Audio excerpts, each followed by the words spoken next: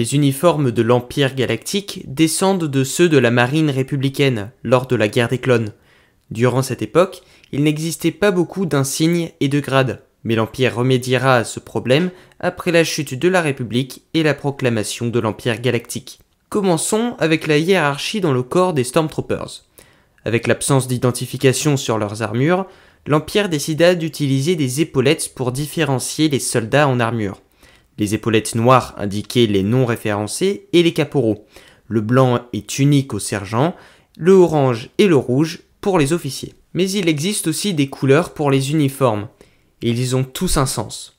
Le noir est porté par quelques officiers pas très haut placés et par les officiers anciennement Stormtroopers. Le vert olive est attribué aux officiers de l'armée impériale comme à ceux de la marine. On peut citer l'amiral Ozzel, le général Wirth ou encore le capitaine Corsyn.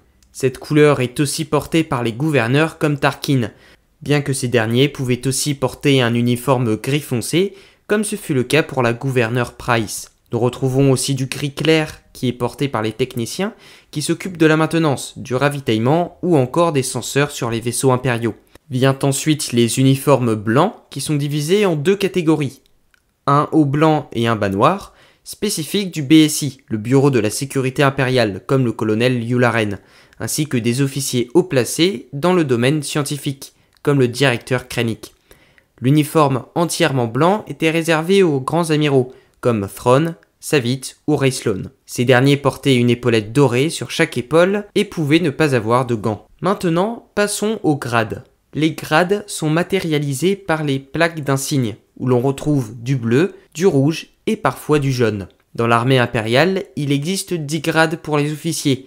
Le lieutenant, le capitaine, le commandant, le major, le lieutenant-colonel, le général et le grand général. Dans la marine, il y a un total de 11 grades dans le corps des officiers, dont voici l'ordre du moins haut placé dans la hiérarchie au plus haut placé. Il y a tout d'abord l'enseigne, le lieutenant-commandant, le capitaine, le commandant, le commodore, le contre-amiral, le vice-amiral, l'amiral, l'amiral de flotte et le grand amiral. D'ailleurs, il existe 12 grands amiraux. Le grand amiral Thrawn, dirigeant la 7e flotte, le grand amiral Savit, commandant de la 3e flotte, et là, spoiler à ceux qui n'ont pas lu Thrawn Trahison, la grande amiral Faro, aux commandes de la 11e flotte, et bien plus tard, la grande amiral Rey Sloane. Pour en savoir un peu plus sur ce grade, je vous invite à lire le roman Thrawn Trahison. Mais revenons à notre sujet.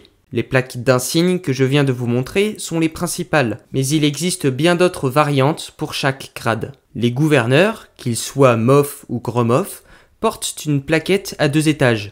6 carrés bleus sur la rangée supérieure et 3 carrés rouges suivis de 3 carrés jaunes sur la rangée inférieure. On retrouve encore d'autres grades dans le BSI ou chez les scientifiques, mais ce serait trop long et trop indigeste si je devais vous le présenter. Cependant, je vais juste vous donner un mémotechnique.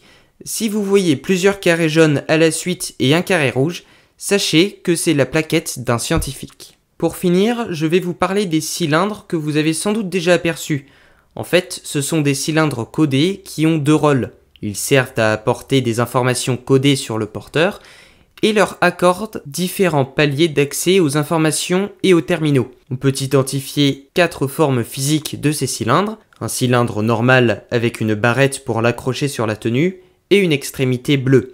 Cette version était destinée aux officiers tels que l'amiral Piet ou le vice-amiral Rampart. Nous retrouvons les mêmes cylindres pour les agents du BSI, sauf qu'à la place d'avoir une extrémité bleue, elle est rouge. La 3e variante n'a pas de pointe colorée, comme pour le général Cassio Tagge.